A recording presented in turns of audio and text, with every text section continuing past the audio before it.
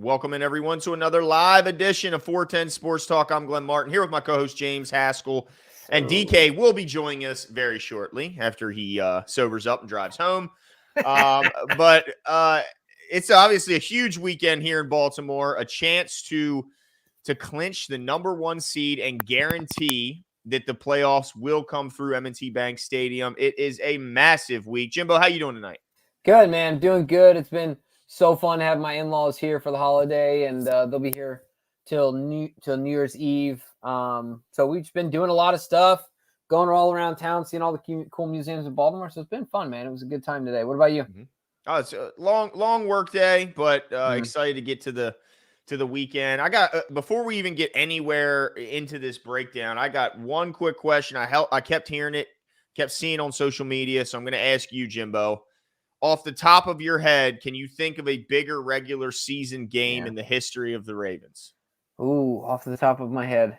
I know I'm putting you on the spot, and there's been a lot of games, of course, that we've clinched playoffs and this and that. But when you consider the fact that there has not been an AFC championship game in the city of Baltimore for over 50 years, do you think this is up there?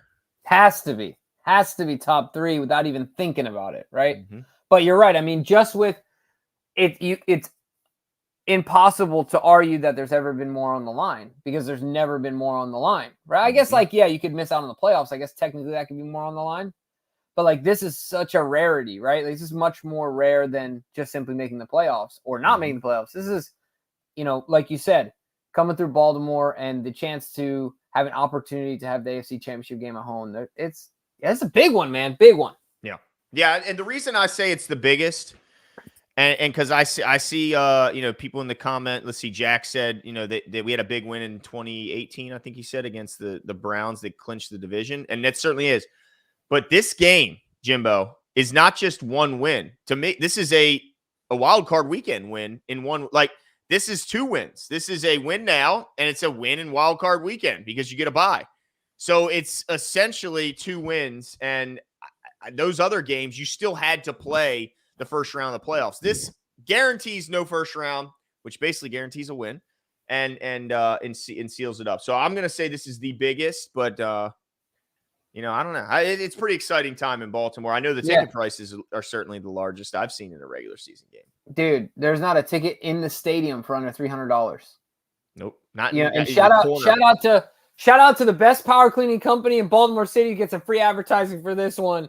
Black Diamond Power Washing.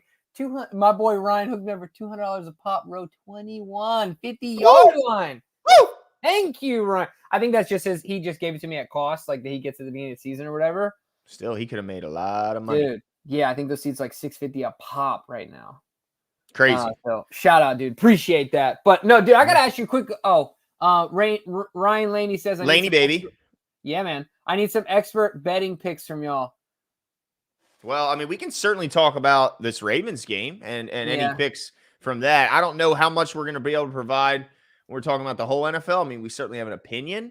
But our expertise certainly lies with the Baltimore Ravens and this game coming up. So we'll do our best, Ryan. Yeah, speaking of the entire NFL, though, dude, what do you think about what's going on with Russ? You seen any of these Russell Wilson? Dude, I mean, it just blows my mind because, look, a lot of fans here in Baltimore wish the team was more aggressive, wish the team was sometimes more loose with their pockets and would kind of throw money around a little more often. And sometimes, very rarely, it does work out, to throw these to throw this big money contracts at free agents. But more often than not, this is what we see. We see teams go all in on big name free agents that cost a ton of money. Yep. And look at them now. They're living to regret it. I mean, the amount of money that they're on the hook for and willing to let this guy leave, play against them, and still pay him. You're talking almost $100 million. Right? In dead money, they'd take 84, 85, something like that. That's first of all, what it tells me is that anything Sean Payton says is gospel to those owners because they are all in on Sean Payton and they're willing to do literally whatever he says to do because they're going to eat $85 million to watch him play against them is absolutely insane. But do you think, I guess my real question was do you think it's right? I feel like almost, You know what I'm saying? Like, I feel like they almost don't have the. How can you walk up to a guy and ask him to waiver some you know what I'm saying? If my company negotiated with me and then turned around and said, "Hey, can we renegotiate? Like, can we remove this?" What? Yeah, crazy. You know, and then they punish him, they bench and they him. wanted him to win. Like, he was still trying to make that push to the playoffs while being asked to take less money. Like, yeah. Wild. Anyway, I just was curious to get your thoughts there. Dude, I honestly, I'm not like a Russell Wilson guy. I think he kind of comes off as like a little corny and kind of strange, but he's been completely in the right with this, very professional, and I feel bad for the guy. I mean, despite the fact that the worst case scenario is he's going to get $85 million to not play for him. So as bad as you can feel for someone in that scenario, that's how bad I feel for Russell.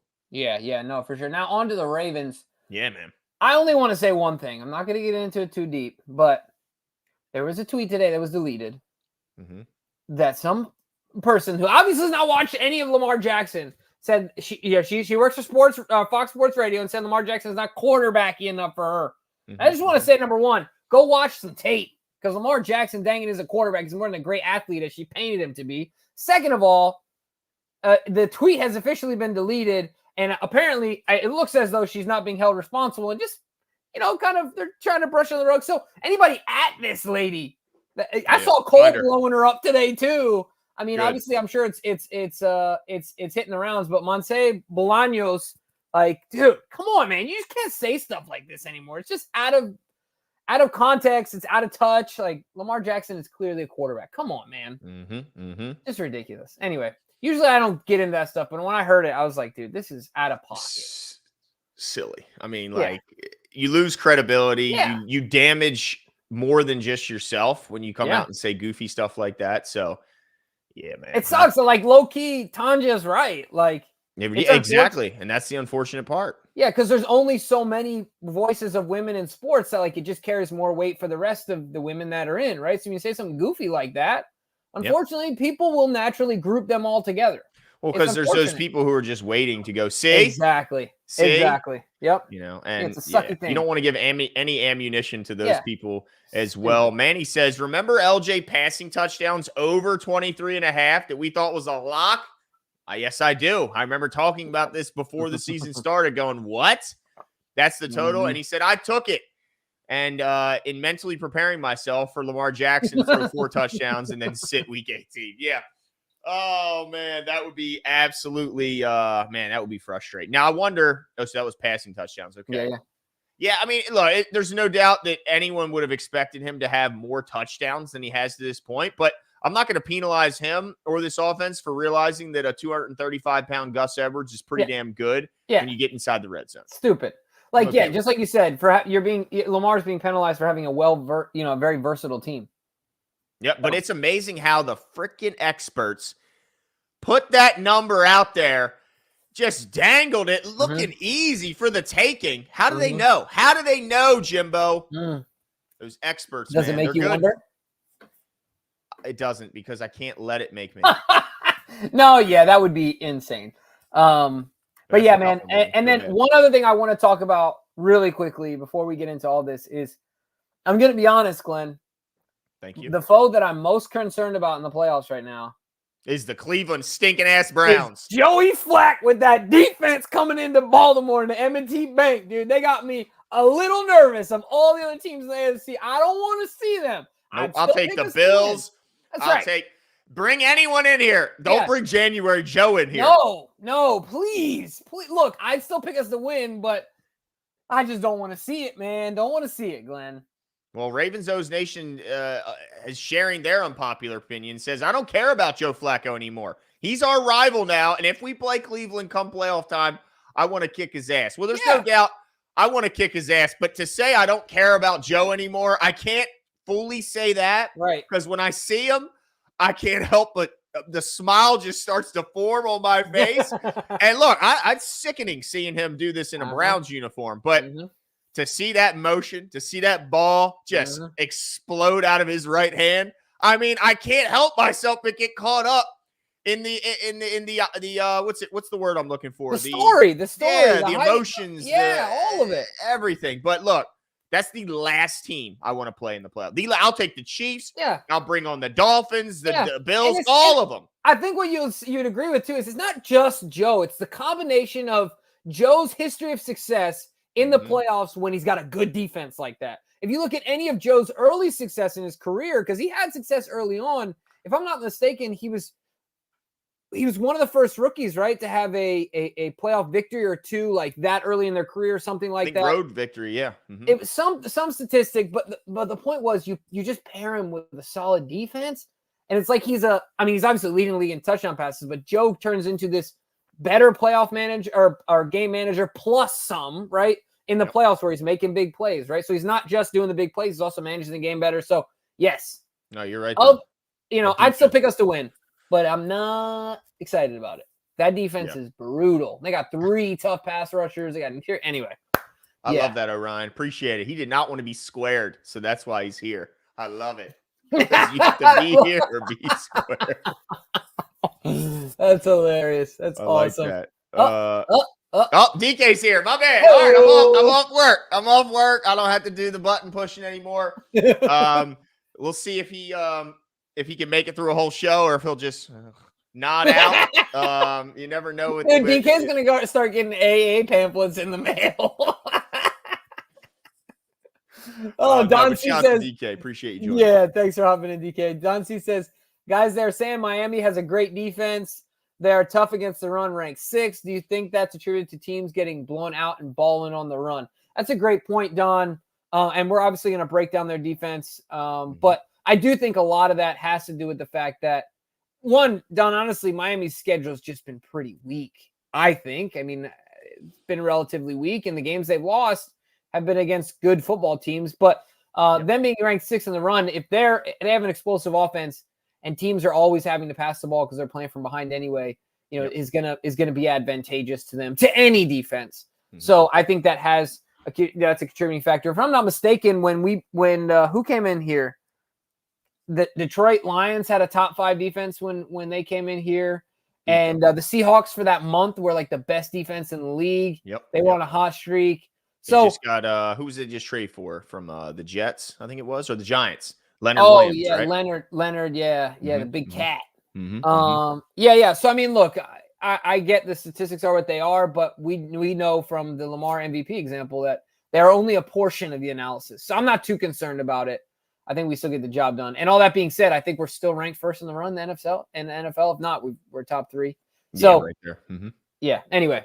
But no, you're right. It's a combination of a lot of things. But they're a good defense, and we're going to get into it. We don't want to overlook what they've been doing since Jalen Ramsey came back, because that guy has made a huge difference. Let's see here. All right. Well, I have the injury report prepared. I know that's where we like to start. And I know that it's gotten a little lengthier than we were hoping. I'll be honest with you. It's not how we've been seeing it the last few weeks, where we were really the healthier team. That's all changed. Well, not all changed, because they're dealing with injuries too. So let's be fair. It's not just us, it's them as well. But we'll start with the good guys. Huh? You mind zooming in a touch? Am I still faded out? Okay, yeah, I'll try. Let's see here. All right, look, I'll just focus on one at a time here. Hey-oh, here we go. Yeah, here we go. All right, so as you can see here, the list is getting a little bit longer. Jalen Armour-Davis has been dealing with a concussion, already been ruled out for this Sunday. Odell Beckham Jr., interestingly enough, Jimbo, rest all week. No participation, but no injury designation. Just rest. Now, Zay Flowers, dealing with a calf injury, did not participate until Friday, today, when he did get in a limited session. And then Kyle Hamilton, I mean, how does he keep doing it? Every time we think he's going to at least miss a game, he's got a shot to play. Got in a limited participation on Thursday, did not, take part in the walkthrough on Friday. But Jimbo, what I'm noticing is cornerback, safety. Then I look down, Brandon Stevens, cornerback, out, did not practice all week with an ankle. What's your concern level going into a game that has maybe the fastest overall team and the most explosive, definitely the best receiver in football, with pretty beat up secondary? Yeah, it makes me concerned. Just like you said, the Brandon Stevens piece of that, outside of Kyle Hamilton, but from a cornerback perspective, makes you really concerned. And, for me, I think about what happened last year when we were weak at the cornerback position. I think Marlon went out and they scored, like 28 points or something something ridiculous, that stat. But this also makes me think of, remember talking about, I remember I think it was the post-game show for the Browns when we lost here in Baltimore, I think it was, if I remember correctly, this year. And that week in particular, a lot of guys were limited and then just practiced Friday or just, were limited Friday or, but they'd spent a lot of time in that week before not getting reps, not getting time. And I know we that game was certainly winnable for us. I think it was that game. It was either that or the Colts game. And I can't remember, but either way, it just feels like that. So it does make me a little nervous in that, like, I remember that being a thing that we were talking about how, all right. And the following week, if you remember, there was a lot less guys limited on Tuesday, limited on Wednesday. It was more guys full. Mm-hmm. So it does make me a little nervous. What about you? Yeah, I mean, I don't want to see a beat up secondary trying to contain the best. I mean, look, there's fast players. I think we all agree that Keaton Mitchell's speed was something. I mean, you just noticed it when he was on the field. Well, Tyreek Hill is another gear than Keaton Mitchell. Like, he is that fast. When you watch him play, it literally looks like he's in fast forward and everybody else is in regular time or regular speed. Yeah. So anytime you guys are guys got missing practice, and you look at, and a lot of these are lower body injuries. Kyle Hamilton with the knee, Mollett with the knee, Stevens with the ankle. It's certainly going to affect how they run. And so, I just get a little bit nervous. I don't want to see anybody in the secondary out. But the good thing is we still have Marlon Humphrey. We still got a healthy, pair of safeties if Kyle Hamilton isn't able to go with Marcus Williams and of course Geno Stone. So we got other guys, got other talented players, but man, it sure would have been nice to see at least a healthy Brandon Stevens the way he's been playing. Yeah, no, I couldn't agree with you more. We need as many bodies back there as we can, and obviously the talented guys. But I will say, bright spot, Broderick Washington. So to me, the question marks leaving last week's game were Hamilton, Washington, Zeitler. Those are the three question marks. And they all practiced in some form or fashion. Obviously, Broderick, Washington, and Zeitler full, Broderick full on Thursday, Friday, and then Zeitler only missed Wednesday, limited Thursday, and full Friday. So big time. Yeah, those are some bright spots there for us. Obviously, they're on the list, and we wouldn't want them on the list, obviously, or ideally, but for them to be back, not missing time, and then potentially playing this game is a big deal. Yeah. So that's good news. Thank goodness, because we did not want to see a full game of Ben Cleveland unless it was absolutely necessary. So appreciate Zeitler doing everything he can to get out there. Let's move on to the Dolphins. They have some injuries too. I mean, obviously they have a bunch of concerns. The big one already ruled out for this Sunday is wide receiver Jalen Waddle, who is maybe the second fastest player in the league behind just Tyreek Hill. He's already out. So that immediately takes huge pressure off the defense, knowing that, Tyreek Hill is the only guy out there that is just freakishly fast. Now, unfortunately for the Ravens, they do have Robbie Chosen. You guys probably know him as Robbie Anderson, more commonly known, did change his name. He's back out of the concussion protocol. His last name is now Chosen? He's changed his name to Robbie Chosen. I thought his first name was Chosen. Nope, that's the last name. Robbie Chosen. All right. Cool. So previously known as Robbie Anderson, the speedster. So he's fast. And then they got, absolute burners everywhere else at the running back position. Did not participate, Raheem Mostert, in the first 2 days of practice, but got in a limited session. He's on track to play, although gets the questionable tag. And then Devon Achane, another guy who did not participate Wednesday, did get in limited session Thursday and full on Friday. So he looks like he's kind of in line to play. I think the big one they have a good shot of getting back is Terron Armstead. Their left tackles had a ton of injuries this year, in and out of games. And when that line isn't playing well, they don't play well. So that could be big if they get Terron Armstead healthy. And then last couple, Jimbo, because this is a long list. I'm sorry for taking a while here. Javon Holland missed the last 4 games. He is an all-pro level safety, an absolute monster on the back end. Yeah. As far as right now, he's on track to play as long as there's no setbacks between now and game time. So that's a big get for them in the secondary. And then Xavier Howard also looks like he's on track to play, which he's not the old Xavier Howard, the highest paid corner in the league, but he's certainly still a serviceable player and a guy that can give us fits in the back end. Yeah. It's I mean, obviously, like you said, with Waddle being out, that's a huge deal. I'll be interested to see what Tua's thumb situation is as well. Yeah. But look, I don't even care if they're healthy. Let's line them up and run. That's right. That's the way I see it here. It's really just about game planning properly and understanding who's playing and who's not. Because at the end of the day, healthy, not, I don't care. Bring it. DK said he did briefly change his name to Chosen Anderson, and now it's Robbie Chosen. Okay. Gotcha. Well, okay. Wait till next week. So he did drugs and regretted it, so he decided to do drugs again, and then. You think so? And then, I mean, this isn't a decision one makes while sober, right? Well, maybe, I don't know. Maybe, look, I don't know why people change their name, but I have heard a couple people, they don't feel like, look, they didn't get to choose it. They wanted to choose a name. So, hey. No, he said chosen. Look, I've chosen Robbie now. Robbie chosen. There you go. Hey, whatever anybody wants to do. Hey, man, whatever floats your boat, bro. Have fun with it. Don't matter to me. No way. Let's see here. We got some super chats and you catch up. Manny says, Joe has to stop touching people's heads. Did you see Quinnen Williams' reaction? Our defense would devour Joe Flacco. Only worried about their defense. Yeah, I did see Quinnen Williams absolutely club Joe Flacco across his face. Why? He was just trying to get to him, and he was just fighting, and he just clubbed him. Totally turned his head sideways, and Joe rolls out to the left, and just absolutely puts the ball right on the money. And Quinnen Williams was just like, golly. So to your point, Manny, if he can't track down a 38-year-old Joe Flacco, it's gonna be a lot. It's gonna be a lot more difficult trying to chase Lamar Jackson. Yeah. Absolutely. Of course, that's Quinnen. I guess we're not playing Quinnen. Yeah. They'll be at home. Yeah. Or wherever in the Bahamas or somewhere tropical, I'm sure. Devin P says Burrow's not even the best Joe in the division.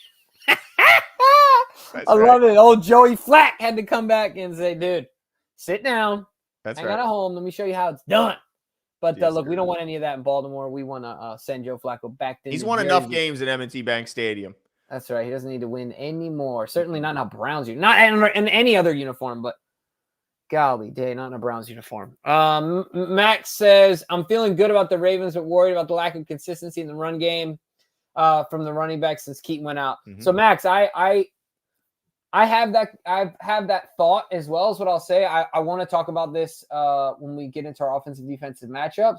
But I would say, to your answer, I think that we see a bounce back game this week from the backs.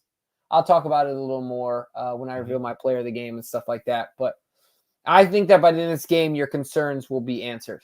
I hope so. I feel good about that. I mean, I see why Max is definitely I see it. Yeah, we don't want to go back to a time where Lamar Jackson was the run game. Yeah, no. We don't need any of that.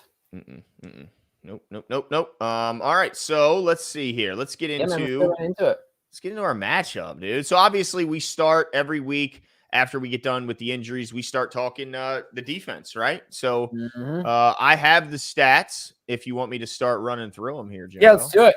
All right, cool. So on the defensive side of the ball, let's see. They're 13th in points. They give up an average of 20.9 points per game. Yards, they're third, just 296 on average. Let's see. Third down percentage, they are 7th. They allow opponents to convert third downs at a rate of 36%. Rushing yards, they are 5th. They give up 90.8 rushing yards per game. So, yeah, top 5 in that category. Defensively, against the pass, they are 10th, giving up 205 passing yards per game on average. So, this is not a team. It's a team that's pretty damn special on defense, especially when you look at what they've done since Jalen Ramsey's got back. Let's see, opponent red zone scoring, and this is going to maybe be a little foreshadowing to some keys later. They're 26th.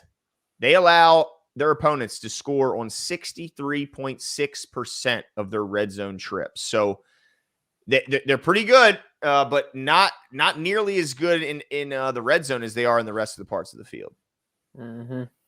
Yeah. And look, on top of that, you talked about Jalen Ramsey, but every week we have stats and then we have like players to watch, of course. And this list is long and look, there's not a ton of slouches over there. They certainly got names outside of Ramsey. Of course, we know Chubb, the former Denver Bronco. We know one, Deshaun Elliott, who used to be here in Baltimore. Mhm. I always get this guy's last name wrong, but he used to be here too. Wasn't he a late round pick for us? Is it Seiler? Dude, he was the last pick that Last pick, the Ozzie seventh Newsome round ever pick, made. right? Last pick Ozzie Newsome Yeah. ever made. Yep. Yeah. And I mean, dude has found a home in Miami. yep, absolutely has. Shout out to him for that. You talked about Howard already, and there's Christian Wilkins and Javon Holland. But look, these guys got names. This list is long for a reason. And like Glenn said, ever since Jalen Ramsey's come back, they've been gelling. But that's really who they are defensively, and ultimately, as a team, they've struggled against good football teams, right? Like they Mhm. just got their first win against an over 500 team, and it was against the Cowboys, who are like the third, fourth. They're like a top 5 team in the NFC. Well, on So the road, they're horrible. yeah. So I mean, what does that actually say? I'm honestly not. This might sound over arrogant or overconfident. I'm not crazy concerned about the Miami Dolphins. I know they're explosive and there's a bit that'll keep you up at night defensively, but I'm not a huge believer in one Tua Tagovailoa. But what I want to talk about from offensive perspective is what Max brought up.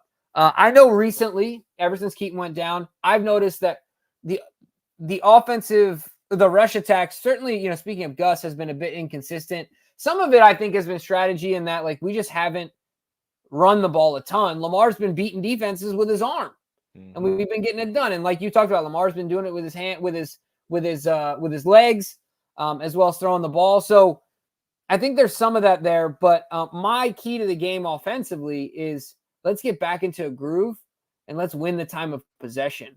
I know that like I said, there's been some up and downs from the running attack, and this is not statistically the Gus Edwards we're used to. I don't think he's just all of a sudden gone, like his talent has just left his body. I think the offensive line needs to, take advantage of some of their matchups and do a little bit better from a rushing perspective. But outside of that, I expect that we are able to control the time of possession, keep their defense out on the field, punch them in the mouth a bit. And it's funny because I feel like 2 weeks ago it was last week, right? You picked Gus Edwards to be your player of the game. Yep. And if I remember correctly, I picked him the week before. And both weeks he hasn't turned out for us. He got a touchdown, though. He always gets one. But but you know what I mean? It wasn't like the typical. So I'm taking Gus again because I'm going to double down. I think he's going to get in his groove. And I think it's really going to be an offensive commitment to make sure that we are able to control the time of possession. That's what John wants to do. Help your defense. Keep the ball out of their hands, right? And so I'm going with Gus Edwards. I think that's my key to this game. I think if we can simply just keep the ball away from him, play a little keep away, I think it makes our lives a lot easier this week. Yeah, I mean, it's funny. They're both good defenses, them and the Niners, but I think they're just different in how they do things. And so they have a really good pass rush group too. I mean, Bradley Chubb's got 11 sacks. Seiler's got 8.5. Even Christian Wilkins from the tackle position, he's got 8 sacks. They are missing Jalen Phillips, who was a big loss for them. Right? Yeah, it was a tough one after really, he thought he was retired from football medically when he was in college because of so many head injuries, and totally turned it around, had a huge start to his career. So it's tough for him, but they got guys that can certainly get to the quarterback. But I think it's like you said, their run defense, while ranked super high, I think is aided by the fact that typically game script takes opponents out of the run because they have to keep up with this high-powered offense. And a lot of times they beat up on, I mean, look, they got 10 wins over bad teams. They got 10 wins over teams that are under 500. I mean, so they beat up on bad teams, get a lead early, and they force teams to try and throw. And that's why they have so many sacks. And that's why they're so good against the run, in my opinion. Now, I think what they're going to do is they're going to probably try and spy Lamar like a lot of these guys do. I'm sure it'll be David Long, their leading tackler. He can run. I don't know if he can run with Lamar Jackson, but he can run. I'm sure they'll spy him. But I think we have an opportunity to lean on these guys, do what we did to San Francisco. Look, everybody said when you play San Francisco, you're going to be beat up and you're going to struggle the next week because they're physical. And nobody is more physical in the whole league than the Baltimore Ravens. So I know that, we do got some injuries. It's a tough matchup. But I think we bring the fight to them. Like you said, we punch them right in their mouth. we let them know that this is AFC North football. It's like Pat Queen said. They don't all want to play AFC North football. They might think it sounds good until you start getting hit in the mouth. So, yeah, I think we have an opportunity. I think if you're going to pick on anyone, pick on Xavier Howard. Don't pick on Jalen Ramsey. Even though he's coming off injury, he's still Jalen freaking Ramsey. The dude's good. But you can, I think, get the deep ball over the head of Xavier Howard. So, but for me, it's all about finishing drives. No field goals in this. They are bad in the red zone as a defense. So let's exploit that. Finish drives. If you go down there and get 3, that ain't nothing against this offense. You got to get 7, put them away. So that's my key. Don't settle for field goals. Take advantage of their 26th ranked red zone defense and punch it in for 7. My player of the week, my offensive breakout. Look, they tried to give him the scepter this week. I thought it was so cool. They gave Pat Queen the angry run for absolutely running through a potential blocker. Yeah, they tried to pull, excuse me, and then he makes the tackle for loss.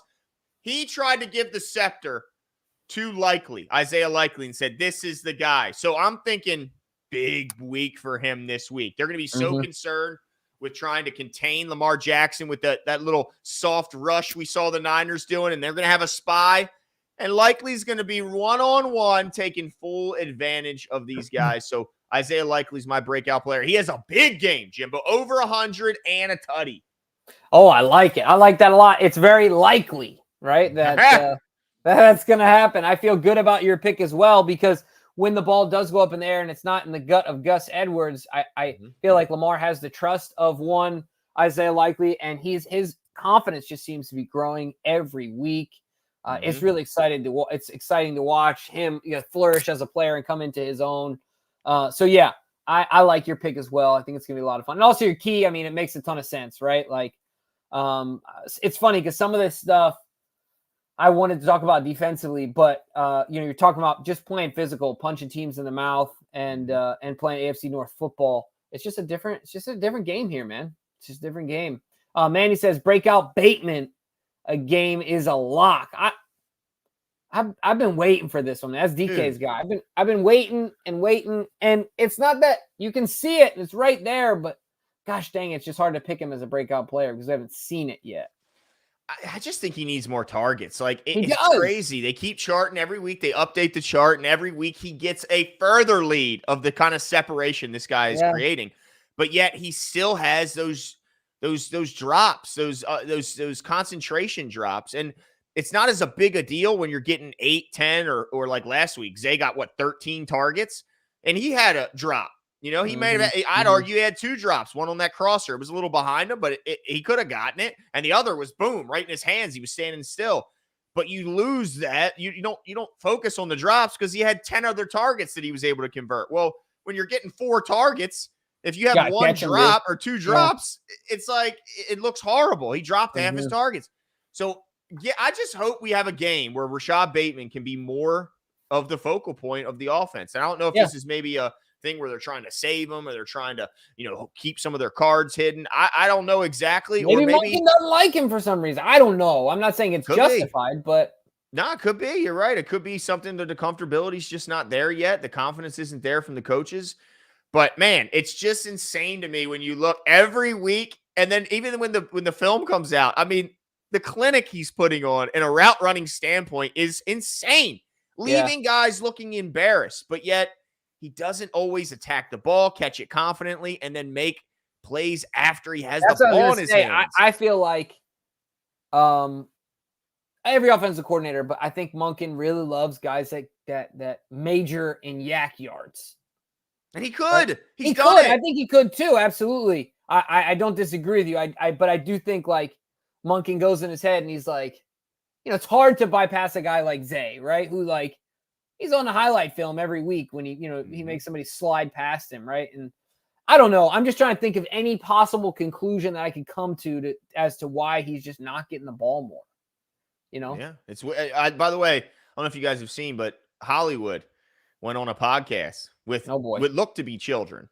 I mean, they looked young, Jimbo. I mean, shout out to them for getting a big time guest, but they looked like they were in high school. But they rehashed, or they brought up, I don't know, he might even brought up the issue of him when he left, and his issue with Roman, and even the tweet he put out with soldiers and all that. And look, I mean, I don't really exactly remember what he said, but I'll tell you this. It looked like he missed Baltimore. Like, it looked like he was like, oh, like, that's just maybe I'm reading into it with the purple glasses on. Sure. But to me, it looked like, oh, man, if I could turn back time. Oh, gosh. You know what I'm saying? Yeah. I mean, I think he certainly would have done things a little bit differently. Yeah, I like it. Lamar was sitting right next to him in the front seat of the car, and he asked Lamar, should I send this tweet? And Lamar said, do you? And so he said, I'll tell you this, I sent the tweet, but I wasn't the only one feeling that way. Yeah. So, just you didn't have to send a tweet either way. Lamar said, do you? Because Lamar's not going to tell a man what to do. Yeah, right. That's true. But I could see he missed Baltimore so bad. And as much as I trash on Marquise, it would be fun for him and Zay to be in the same wide receiver room. Now, I don't know if we would have drafted him if we had Marquise still. You know what I mean? Exactly. But it just we definitely wouldn't have Tyler Linderbaum. Yeah, and that's true too. Thinking about it hypothetically, though, is kind of cool. Think about those two guys running around back there. As much as I love to give him a hard time, he's obviously still a good football player. Don't get me wrong. All right. Let's get back into it. So, we talked about our offense versus their D. I think the last thing I'm going to say really quickly before, like I talked to you in the pregame show, I looked up all the box scores of all their losses. Yeah. And I pointed out one thing to you, but one thing I didn't mention is the fact that in all 4 of their losses, Tua has been outplayed. He has not been the best quarterback on the field. In the game against the Bills that they lost, Tua 280 and a touchdown, Josh Allen 320 and 4 touchdowns. He was definitely not the best player there. In the game against the Eagles that they lost, he threw for 216 and 1 touchdown. Hurts 279 and 2 touchdowns. Against the Chiefs, let's see here. He threw for 193 and a tutty. Pat Mahomes 185, but 2 tutties and no turnovers. And even Will Levis, in the game that they lost to, the Titans, Tua 240, no scores. Will Levis 327 and a touchdown. So in all 4 of those games, he was the second best quarterback on the field. So I think that Lamar Jackson just has to do what we all know he does and just be the best quarterback on the field this Sunday. Yeah.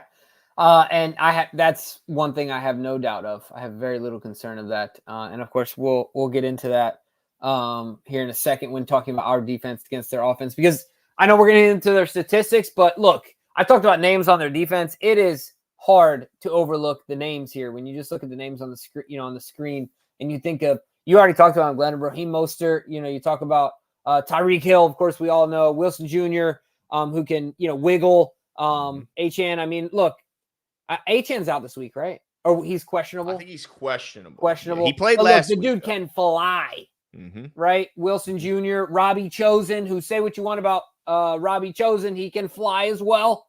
So they got speed on speed on speed, and we got some banged up guys in the secondary. Certainly a very intriguing matchup here. But before we get into statistics, I just want everyone to remember what they did to us last year and how it felt. You don't have to. No. I just want you to feel it for a minute, because I don't wanna. whatever you feel, Don't our defense remembers that. I bet them young guys remember it. Remember them young guys running around looking lost? Yeah, Didn't Kyle Hamilton get benched? I think so. But look, this was in M&T Bank Stadium. You don't want to think they right this wrong in the biggest moment of the season. I mean, this defense, if they didn't have a ton of juice before and reason to go out there and absolutely dominate, you better believe that they do this game, right? If you don't get juice for this game, you are in the wrong profession. That's right. So anyway, I just kind of wanted to bring that up because it's something that I think is not being talked about enough. You know what's cute, Jimbo? Look, we saw it a lot last week. We saw a lot of Niners fans, and they were in there. Remember the pregame show? Remember there was all those Niners? I remember a few names, Easy Money. There was a bunch of them, and they all said they'd be back after that game, didn't they?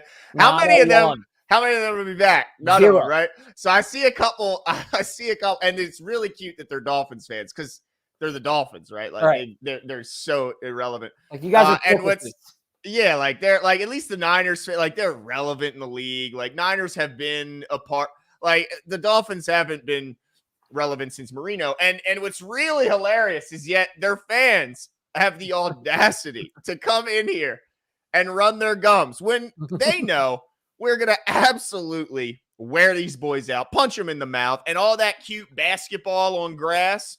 It ain't gonna work when them big mean looking dudes in purple punch you in the face. So Yeah, I love it. I love it that keep it coming. just make sure you show up post game Yeah. like none of them Niners fans did because they were all in bed early.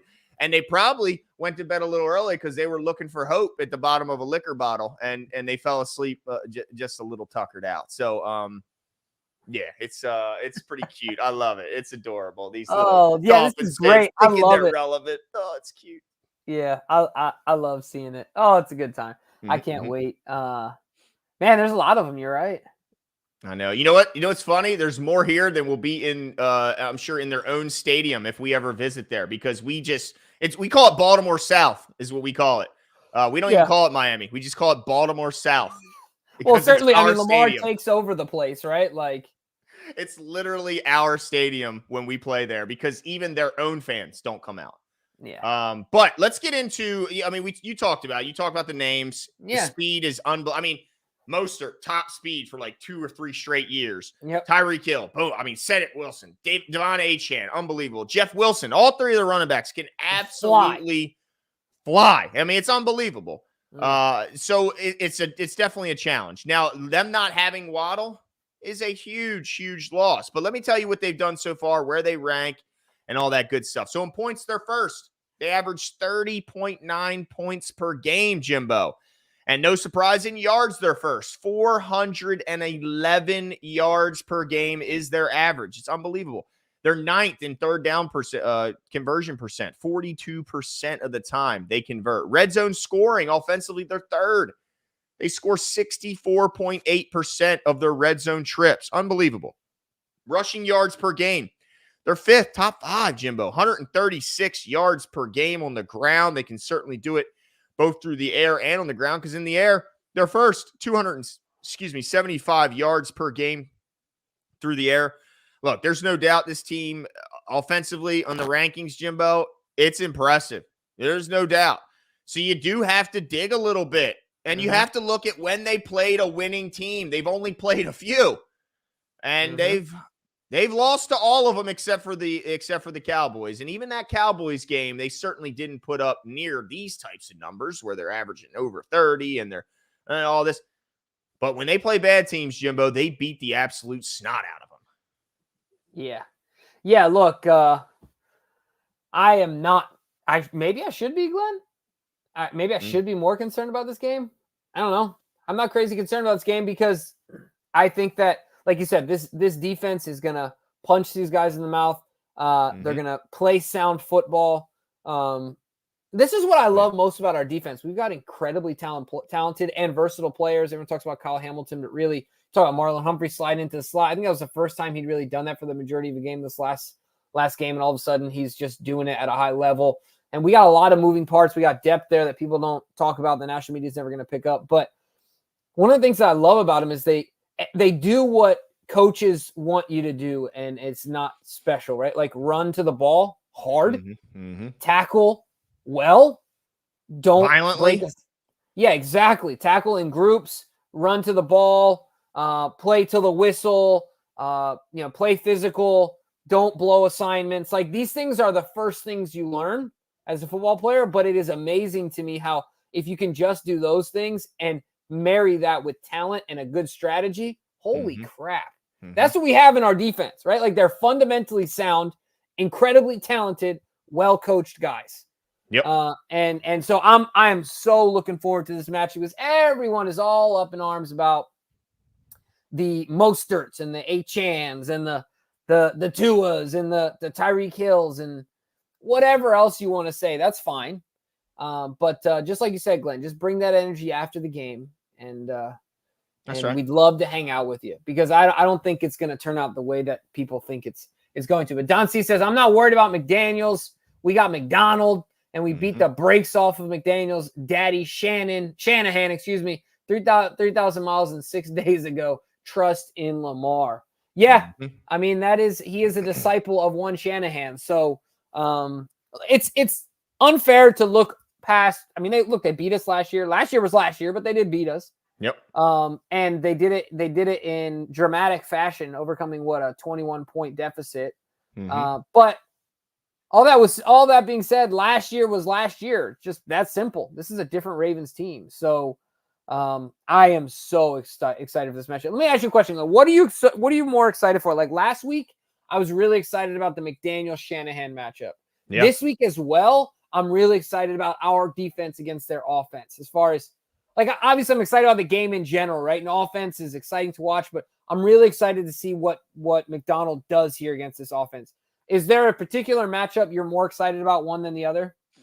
No, I think you're right. It's a great coordinator matchup, right? Because you got to remember the defensive coordinator is Vic Fangio, who's I think the highest paid defensive coordinator in football, and certainly got to be one of the very most experienced. He's getting old school there. Coordinators, Monken and him going at it, Right, and you got to think there may still be some bad blood from Vic Fangio. Remember last time we saw him, he was pretty salty. Yep, about what the Ravens did to him and his run defense. You remember my terrible edit job thumbnail on that one where he had tears in his eyes? Yes. I loved it. I mean, so there may be some extra motivation, a little extra juice. Maybe he stays up a little later one night to help prepare. But you're right. I think McDaniels, look, as much as I'm certainly no Dolphins fan, but I like Coach McDaniels. I mean, I think it's hard not to. I mean, he's just, it's like you said, it's hard not to like the guy. Seems like he's the type of guy that players would want to play for. He lets you be who you are and doesn't try and, make you be something you're not. I think he certainly has a great offensive mind, but there's no doubt that he's the protege of Kyle Shanahan and as well as McVay in a sense. Like they're all from the same tree. They run a similar offense. We beat both those teams. And honestly, I think, who would I rather play of those three teams? I'd take the Dolphins. I mean, the way the Rams are playing when they're healthy, I don't want to play the Rams in the NFC. Like, I don't want no parts of what the Rams are. We barely squeaked that game out, and just look at what they've done when they're healthy. We're the only team that's beaten them when they're healthy. That's it. That's the end of the list. The Ravens are the only team that's beaten them when they've had Kyron Williams, Cooper Kupp, Puka Nacua, and a healthy Matthew Stafford. We're the only team that's beaten them. So I don't want to. So I think that while it's scary, it's a tough offense for our defense. I think that's the third best team at running that offense that we've played, and we beat the other two. So I feel pretty good about it, but I do think it's a hell of a matchup. They're the fastest team we've played offensively. There's no doubt about that. Since they're the fastest team in the league, but it's gonna be a real fun matchup, man. I tell you, two good kickers too. I mean, Sanders was the reason they won last week. I mean, look, it seemed like no team wanted to win. Both the Cowboys stink on the road and refuse to win, and the Dolphins stink against any good team and don't want to win. So it looked like that during the game. Both teams were like, I don't want to win. But ultimately Sanders was kind of the difference. But it's well, let me tell you this, Glenn. My key to the game, I already kind of talked about it, but like unlike last year, like let's just keep ourselves as defenders between the end zone and the ball carrier. There you go. Like it sounds very simple.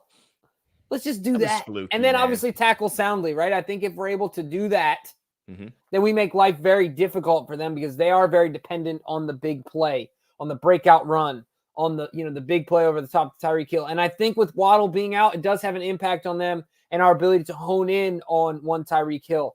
We kind of saw it last week where I think McDonald will kind of pick a guy and say, okay, where can we give up the most? Because you can't do everything. You can't answer all the questions when you're going up against a good football team, right? Right. So we saw a lot of stuff early to Kittle. Yeah. But I honestly think that was a conscious, not that he was allowing him to just catch the football, right? But I think there were other priorities on his list that he wanted to do his very best to kind of, mitigate, right? And it'll be interesting to see how he strategizes against Tyreek. Like, do you let him get a ton of catches and just believe your team can make the tackles? Do you try and shut him down and completely not letting you get the ball while also being concerned he's going to beat you over the top? All that's going to be really fun to watch. But I think ultimately just keeping the guys in front of you and tackling them, as much as that sounds simple, we do that successfully against the Bengals, who are dependent upon the big play. You talked about the other offenses that are Shanahan-esque that we've done a good job at doing that against as well. And I think we'll do it again here. That's my key to the game defensively, as elementary as it sounds. It is going to be so crucial. I mean, look what happened last year. All the guys did was outrun us. Yeah, it was pretty There's simple. I mean, nothing we made magic. it really easy for him. A bunch of young guys forgot how to play football for a little while. So yeah, there's no doubt that if they just played mediocre or below average defense in that game, we still beat the brakes off of them. But they forgot how to play defense for a little bit, let guys run by them, and I think you're right, and they certainly didn't forget that and want to right some of those wrongs. Yep. To me, there's a lot. I mean, there's a lot of different keys I could say for this game. Certainly, if you look at back, I talked to you about this pregame. In all 4 of their losses, Tyreek Hill has been kept in check, like crazy. I mean, look right now, they lost to the Bills 48-20. By the way, at least we know that Ravens losses, we've had a few bad losses, but all of those games, we were beating that team in the fourth quarter pretty handily. Like the Browns game, they literally led for 0 seconds. They won the game on a last second field goal as time expired. I mean, the Bills beat 48-20. But anyway, 48-20, Tyreek Hill, 3 catches, 58 yards. They lost to the Eagles 31-17. Again, just crushed. Tyreek Hill, 11 catches, but only 88 yards. I mean, obviously kept in check. They lost to the Chiefs. He had 8 catches, 62 yards. They go play the Titans. They lost to the Titans. And wait, wasn't it? What's his name under center too? The dude that puts mayonnaise in his coffee. Yeah, Levis. Yeah, Levis. Captain Mayo. And by the way, the Titans have 1 road win. Guess who it was against? Miami. Wasn't that overseas too? Technically.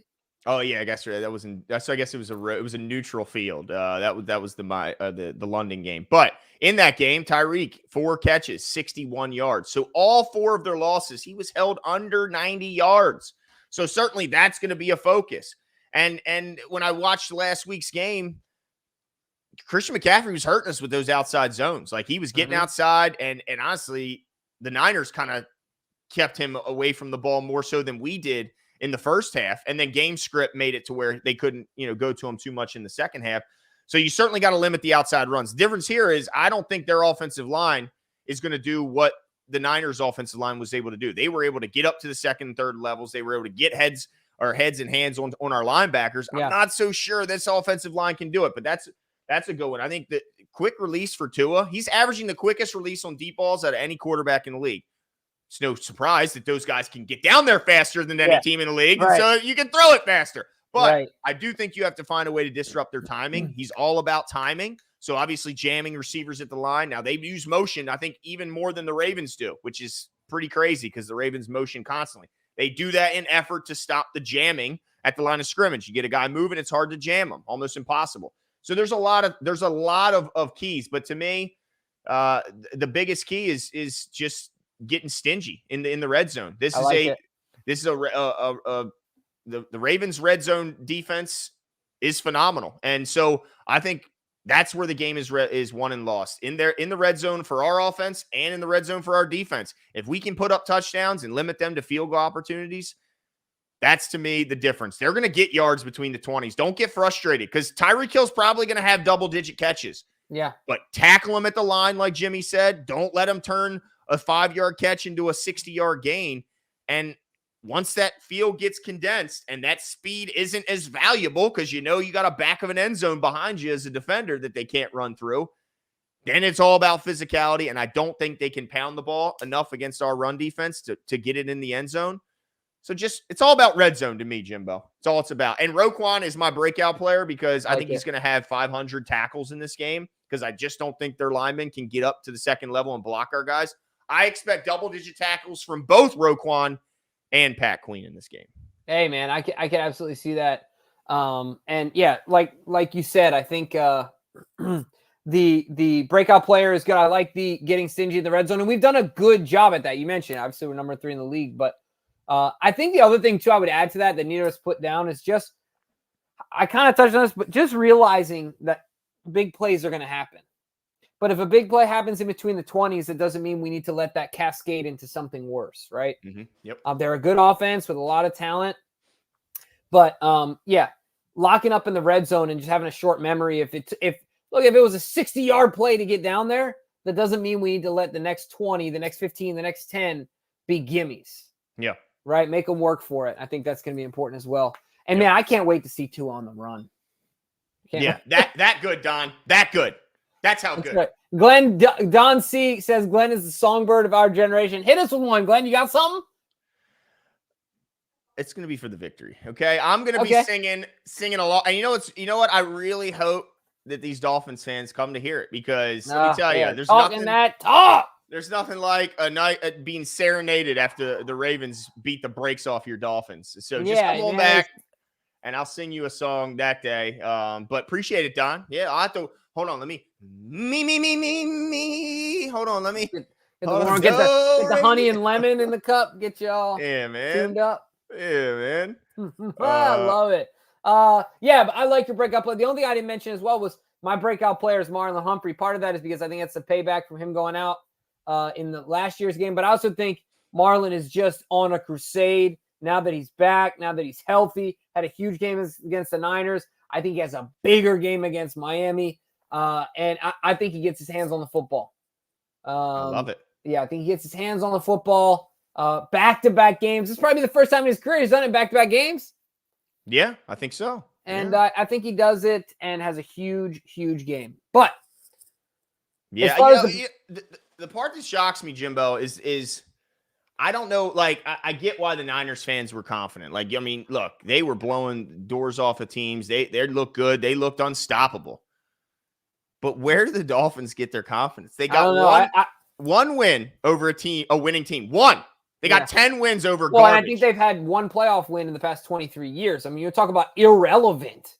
So in the past 23 years, the Ravens have double-digit playoff wins and a Super Bowl and winning records and an MVP. 2 Super Bowls in 23 years. Oh, yeah. Two. Yeah. What am I saying?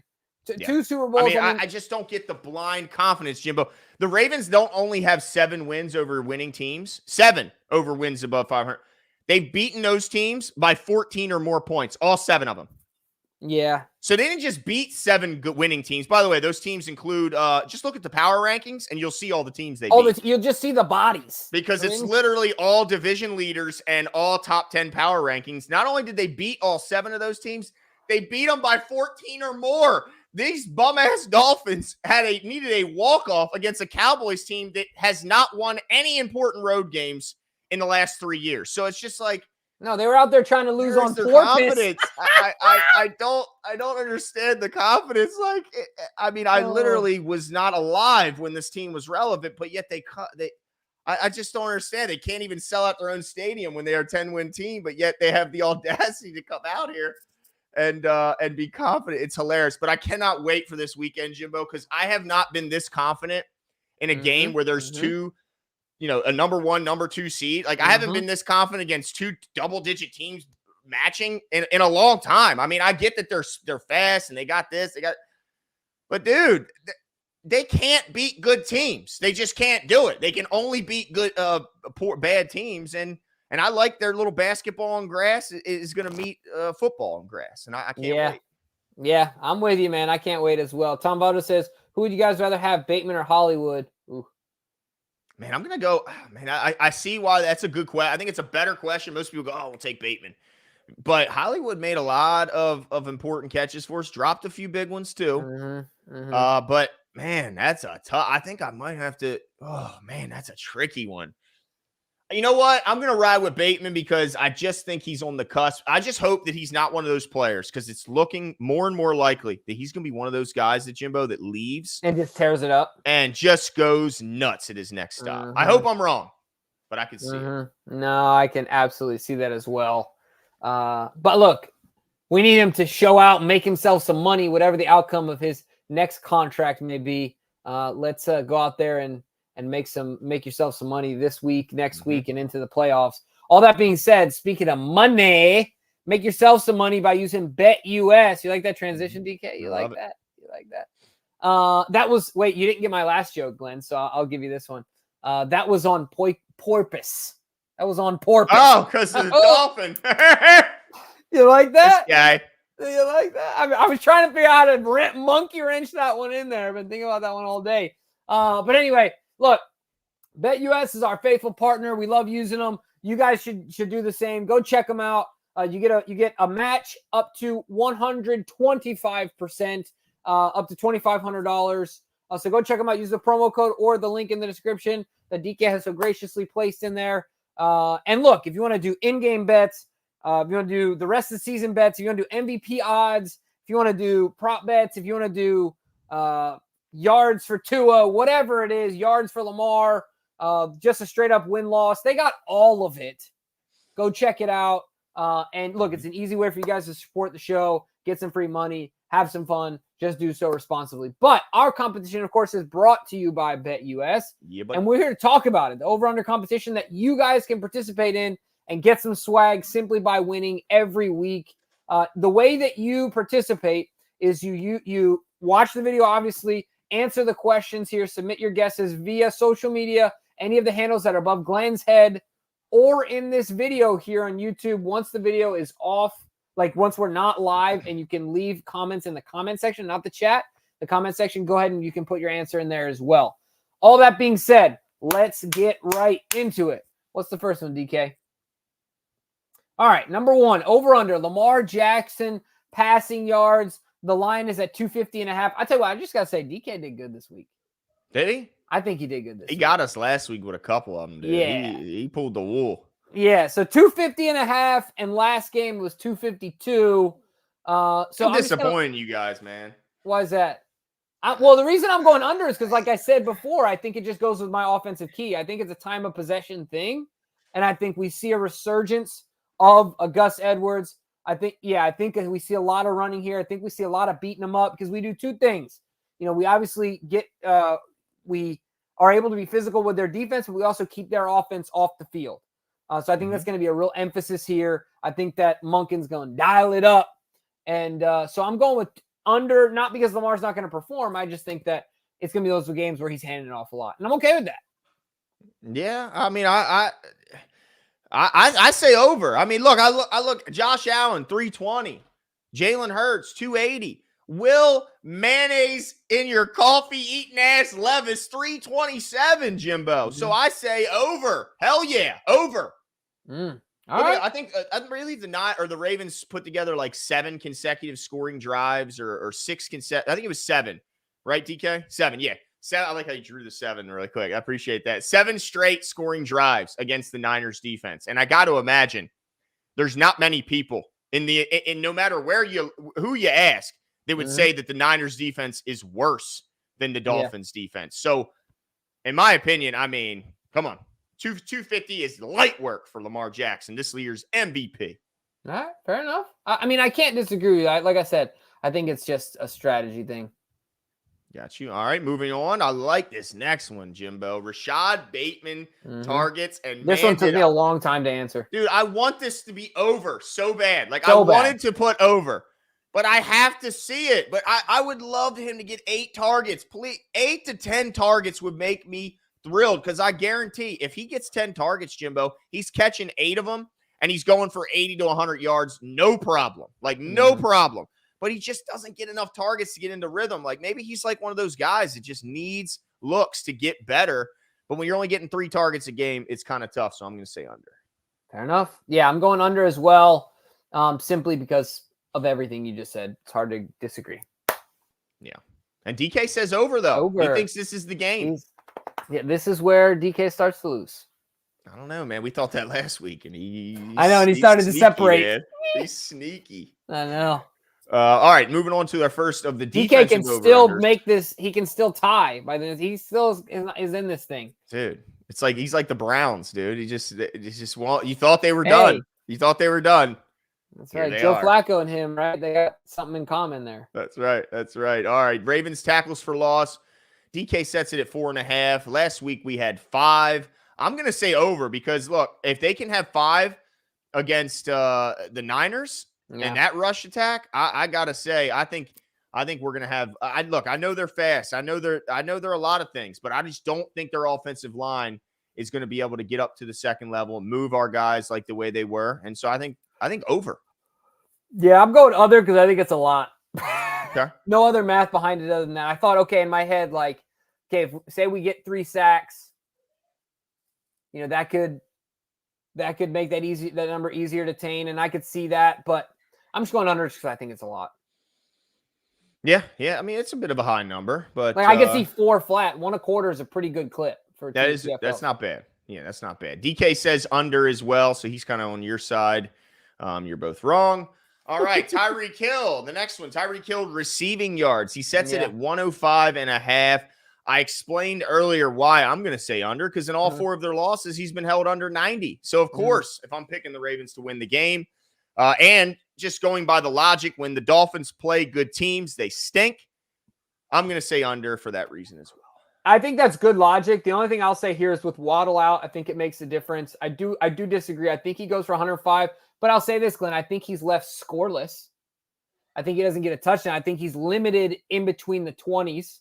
I think, it only takes one big play. He breaks one tackle, he gets 40, you know what I mean? So I think that he'll get there, but I think that, but I think like you said, they're stingy in the red zone. So it's just a matter of numbers for me. If you said it before, he's going to get double-digit targets.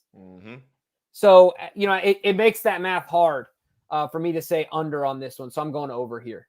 But like I said, I think he's held out of the end zone.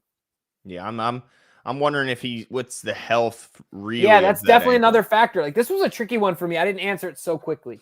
Yeah. And also it was funny last week because I had, full disclosure, Dolphins fans are going to love hearing this. I did have the combination of Tua and Tyreek Hill on my fantasy team. And so last year last week being it's playoffs, I was really studying the injury report. And the first injury report comes out for the Dolphins. And the first line, Jimbo, was the entire starting offensive line missed practice. They didn't even name the names individually. He just, in the effort of making things quicker, the entire starting offensive line was DNP. So I think that'll impact as well Tyreek Hill and the rest of the offense. And the TFLs and a lot of other stuff. Yeah. All that. All right, first tiebreaker is the total score over under. 46.5 is where DK sets it for this week, Jimbo. Over under. This is going over. This is going over because the Ravens are going to trounce them, or they're going to find a way to get enough simply to push it over. Like I could see this being what's the math here? This ends up being like a 20. If this is like a 30-27 game, which is pretty standard these days, we're already over, right? Unless my math is wrong. No, you're pretty good. Yeah. So, I'm going over. This one was the easiest one for me, the line. Yeah, I'll say over as well. I think the Ravens get up near 30 in this one, maybe a hair over, and I think the Dolphins get around 20. Yeah, it's really the tricky part is what they're going to be held to, in my opinion. Yeah, because if the defense just goes out on a tear. Yeah, right. Like it could be. Look, just ask the Niners how that feels. Yeah, exactly. Whew. All right, second tiebreaker, and I see I've gotten completely screwed on the latest entries on the tiebreaker closest to the pin. I have virtually no shot to win this. So at this point, we've all been pinned in, right? I think I've been pinned in maybe twice. Have you? Yeah. DK said he's gotten it the worst multiple times. I have to agree with him. Well, yeah, but he brought it on himself. All right, if he's going to live the life of a nightlife or a jet setter. Okay, there's consequences. All right, and when you can't defend yourself, we're just gonna make shit up. All right, and people are gonna buy it. Let me tell you, I know that. Yeah, absolutely. Full disclosure: my in-laws thought DK had a problem. I mean, they were worried about the way we were reporting that he was drinking. They were worried. No, DK does not have any issues, and sometimes, occasionally, when we say he's drinking, he's not really. Yeah, he is of sound mind and body, folks. Yeah, exactly. But yeah, this one is the closest to the pin, of course. So you give your number for the total yards for the Ravens, and it's our second tiebreaker. Like Glenn said, he has gotten pinned in. I'm at 370. DK's at 335. Glenn, what are you at, my friend? I put mine in, I believe, first at 366. If not, I was definitely DK second. Was first. Yeah. No, it was you, Jimmy. It You're was the one. strategic. It was strategic. Hey, man, you think you know a guy. Hey, look, you're only one game back, dude. I gotta stop playing around. That's true. That's a fact. I gotta put 2 feet forward, man. Yeah, buddy.